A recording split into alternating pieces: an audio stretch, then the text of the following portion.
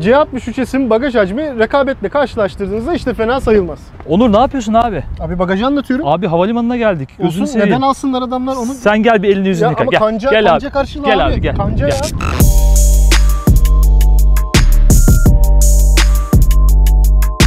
Alfa Romeo Giulia ismini 1960'lı yıllarda kullanmıştı. Daha sonra 70'e kadar devam etti ve sonra biraz ara verdiler.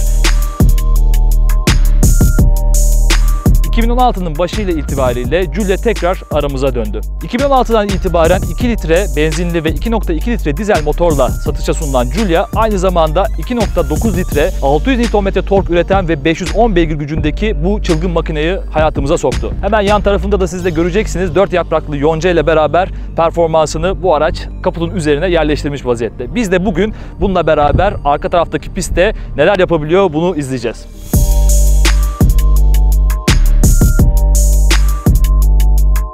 Mercedes bir süredir harbi AMG modellerini Mercedes AMG çatısı altında pazarlıyor. Bu da benim en çok hoşuma giden Mercedes AMG modellerinden bir tanesi. Nedir bu araç? Mercedes AMG C63S Coupe.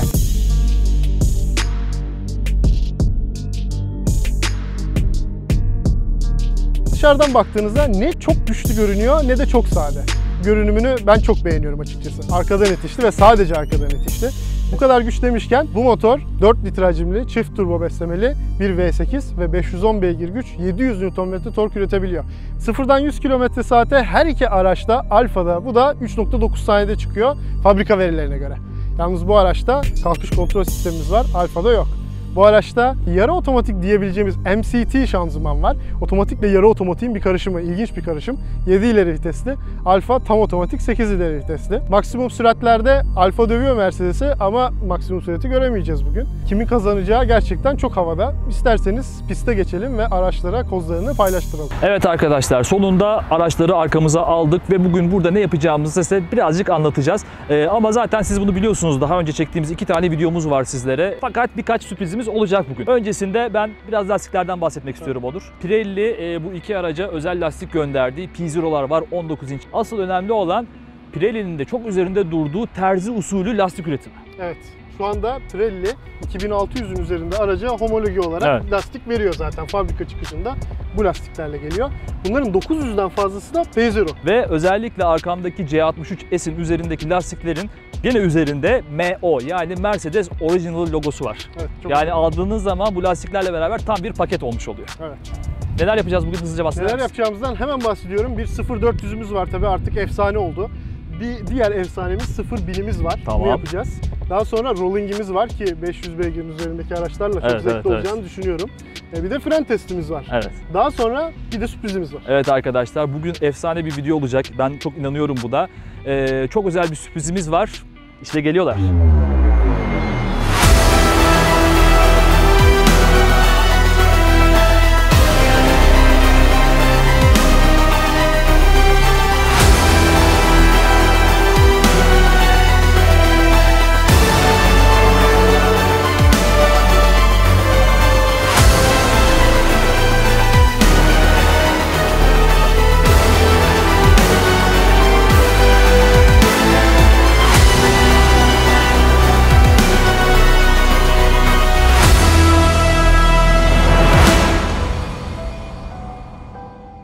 Evet arkadaşlar, nasıl buldunuz sürprizimizi?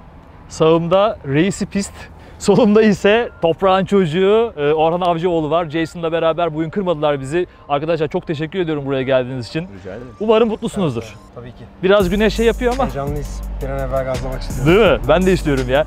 Bir şey soracağım.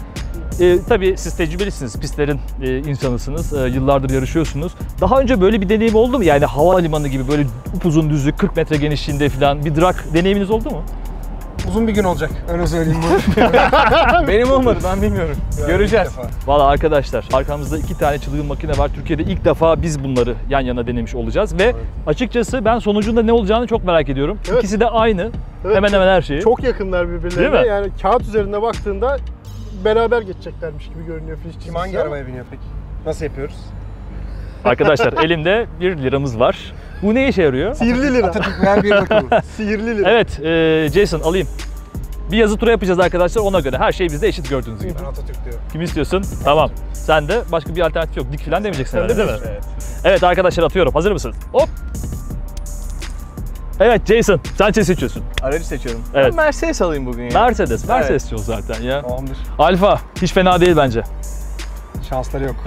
Süper. Ha, göreceğiz. Onur, sen kimi seçiyorsun? Valla ben de Alfa seçmek istiyorum. Ha? Ve ben de Alfa seçmek Tam istiyorum. oranın yanına. Evet. Eyvallah, tamam. Arkadaşlar bugün biraz farklılık yaptık. 2 tane usta pilotumuzu getirdik. Direksiyon başında onlar olacak. Biz de hemen yanlarında olacağız. Onlara biraz daha böyle motive edeceğiz. Gazla falan, ben seni geçeceğim gibi.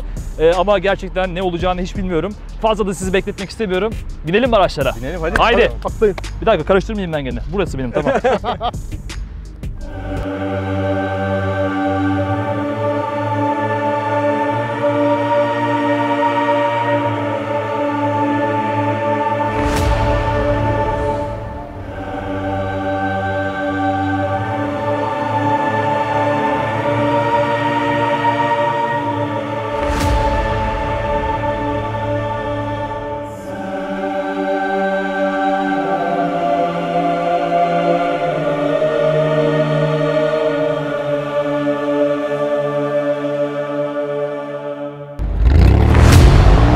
Oo, çok geri kaldı. Yürü be. Yok be, kalkıştı. Yedik Alfa'ya Jason. Evet, açıyoruz. Oo.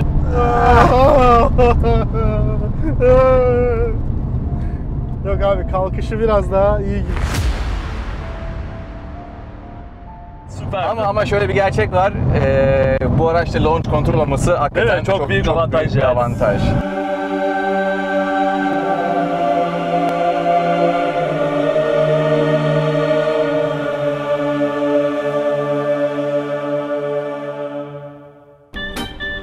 Erken kalktınız oğlum siz. Evet. Öyle mi? Ama launch'ta bitiş.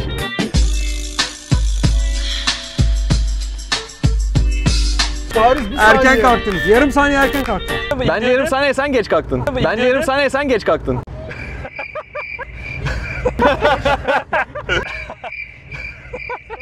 Hadi bir daha o zaman. Hadi bir tane daha yapalım.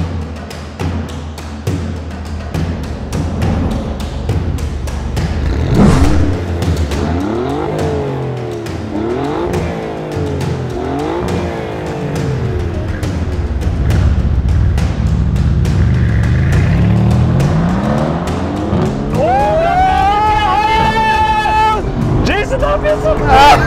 Çok güzel kalktık be. İşte bu. İşte bu. Azıcık azıcık geçiyoruz. Aynada geliyor. Aman geliyor. Dur, geliyoruz. Hadi.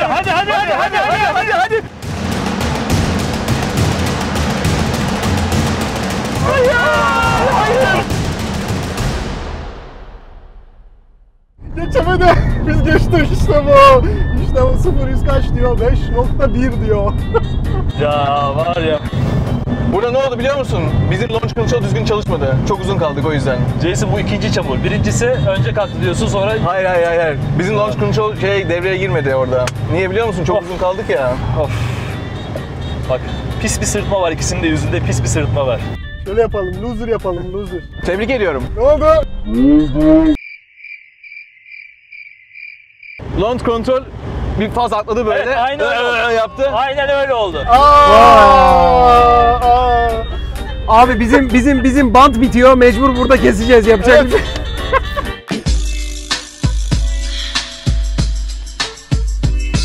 Daha bir tane daha yok mu? Bire bir şimdi. Biz 1-1. İkincisi yok mu? Hadi bakalım, dönelim tekrar başa.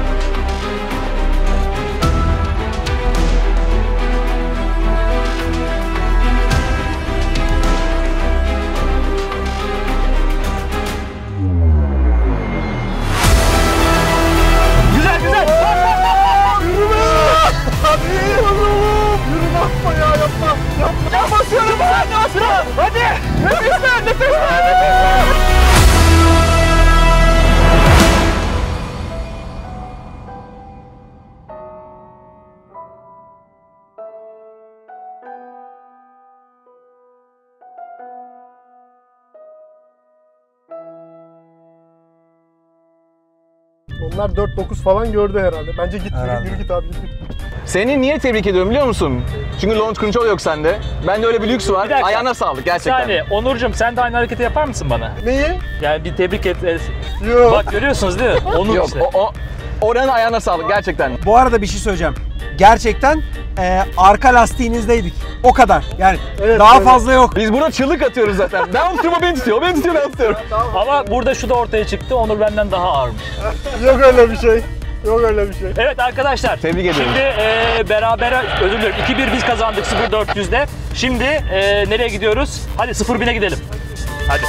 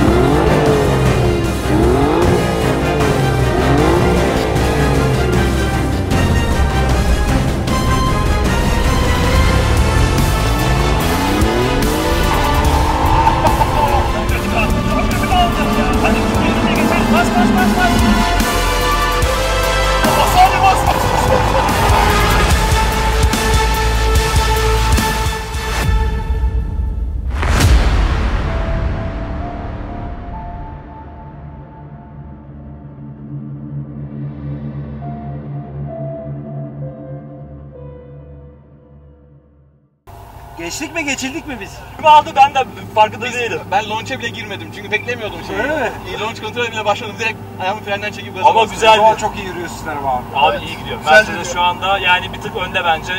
0-400'de de gösterdi kendini.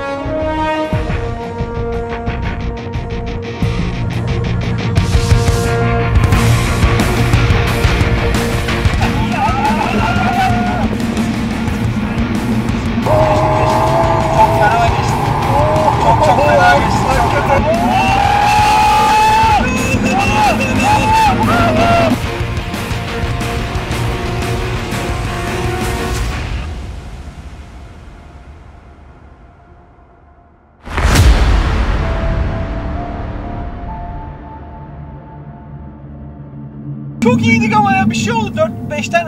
4'ten 5 atarken bir şey oldu.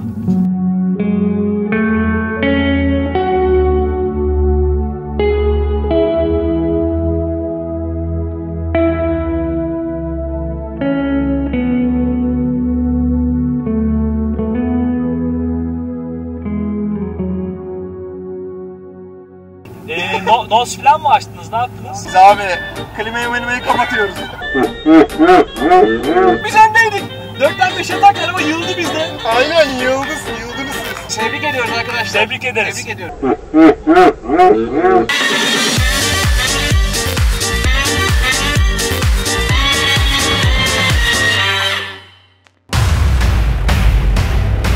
...160 kilometreden ne kadar iyi duracak onu göreceğiz, onu test edeceğiz. Biraz şüphem var açıkçası çünkü yandaki araçta seramik diskler var. Biraz daha ağırız, o da var. Ama testin sonucunu göreceğiz, bakalım. Bekliyoruz.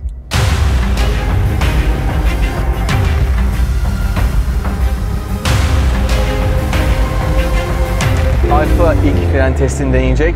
Arkasından ben Mercedes'e deneyeceğim. Pirelli P0 lastikleriyle beraber bakalım Alfa Romeo Giulia QV mi yoksa? Mercedes AMG C63 S mi? Bu arada arkadan çıktı Alfa Evet. geliyor şu anda. İkinci araç çıkmasını bekliyorum. Ve fren. Vay şahane. Şahane. Evet Mercedes çıktı. C63 S Jason'la beraber.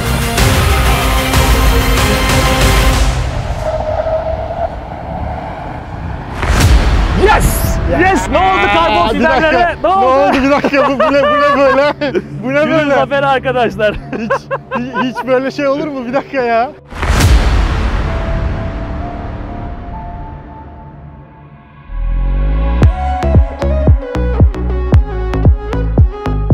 Bir frene bastım. Ben de şaşırdım. Bu duruş, bu G'yi beklemiyordum açıkçası. Gerçekten yani biz de burada izlerken Onur'un hemen surat birazcık şöyleydi arkadaşlar. Sonra falan olmaya başladı yani. Denemeyi yaparken araba yani resmen kızak gibi süzüldü yani dedik ya. Bu kadar falan ama bu sefer inanılmaz durdu. İnanamadım. Lastikler de tabii iyi tutuyor. Isındıkça da iyi tutundu. Bizim Pirelliler iyi çalıştı bugün. Evet. Biz de sonuna kadar zorladık. Evet. Gerçekten bence centilmence bir mücadele oldu arkadaşlar. Defa şu gördüğünüz mesafe yarım araç mesafesi. Tabii, tabii, doğru. Ve yani bu aramızda frene basma süresi olabilir o esnada. Tabii, hani her şey olabilir. herkes sonuçta Kuka'ya bakaraktan Doğru. Ben atıyorum mesela ben 0.2 saniye erken basmışsam budur olabilir yani. Açıkçası Evet. baktığınızda. Aşağı yukarı aynı diyebiliriz Aynı bence. diyebiliriz yani. Bence Doğru. burada kazanan kaybedenden daha çok böyle hani ikisi de Ve- çok iyidir onu anlamak lazım. Ve diğer mücadelelere baktığımızda da hep kafa kafaydı. Yani 0-400 bin ve Rolling Start'ta yani çok büyük farklar yoktu. Hep araç farkları bu kadar oluyor Aynen, zaten. aynen. Evet, Hızlı yani- yani. Zaten 0.400'de de 0.1000'de de bundan daha fazla bir fark olmadı. Hızlansak da yavaşlasak da fark bu kadar. Süper. Biz burada Pirelli ile lastikleri resetlemiş olduk. Onları bir değişmeze oturtmuş olduk. Aynen. Dolayısıyla biraz daha otomobillerin süspansiyonu, motoru, frenleri biraz daha ortaya çıktı. Peki Değil mi? şöyle bir günü değerlendirelim. Ne yaptık? Arkadaşlar 0-400, 1000 metre, rolling start ve sonunda da fren testimizi yaptık. Gerçekten çok yakındı. Bu iki araç için birisi kazandı demek çok zor aslında bence. Sizce? Dememek daha doğru olur. Çünkü günün sonunda her aracın iyi olduğu bir şey vardır baktığınız zaman. Yani sonuçta bizim yaptığımız her şey düz yolda. Ve dediğiniz gibi yani hani Kuka geçerken birimiz erken bastı freni, birimiz erken gaza bastı falan yani bunlar çok küçük nüanslar o Evet. zaman. Ama yani kağıt üstünde araçlar çok benzer zaten. Çok benzer, çok şaşırtıcı. O da derecede zaten yani benzer. her farkın bu kadar olması. Yani hani şöyle bir şey var. Biz bu testi 3-4 lira yapsaydık belki ben... Evet, belki bir o, aynen öyle. Anladın mı? O yüzden yani şu anda hani bu kazandı bu kazanmadı demek bence Evet. en doğrusu değil. Nasıl eğlenceli bir gün müydü? Çok eğlenceli. Çok Güzeldi değil mi? Çok keyifliydi inşallah. Sizler de keyfine varırsınız. Evet arkadaşlar Yani siz çok de eğlendim. umarım eğlenmişsinizdir. Herhalde sürüş hissiyatını artık dibine kadar göstermişizdir diye size söylüyorum. Serinin devamı gelecek. Artık çıtayı biraz daha yükselttik. 510 beygirdeyiz. Artık böyle 900'lere doğru falan, tamam Çıkalım mı? yani bir 600'lere. Evet, buradan lazım. size de bunun sürprizini veriyorum. Evet, görüşmek üzere. Hoşça kalın. Bu arada hoşça kalmıyoruz. Hoşça kalmıyoruz. Biliyorsunuz her zaman bu çekimlerde çok ciddi bir ekibimiz var. Bize yardımcı oluyorlar bu videonun size ulaşması için. Şimdi onları da çağırmak istiyorum. Drone operatörlerimiz de burada. Tabii size efsane görüntüler çıkarttılar diye umuyorum. Günün sonunda daha izlemedim videoyu ama izlediğim zaman büyük ihtimalle göreceğiz. Görüşmek üzere arkadaşlar. Bir sonraki videomuzda birlikte olacağız.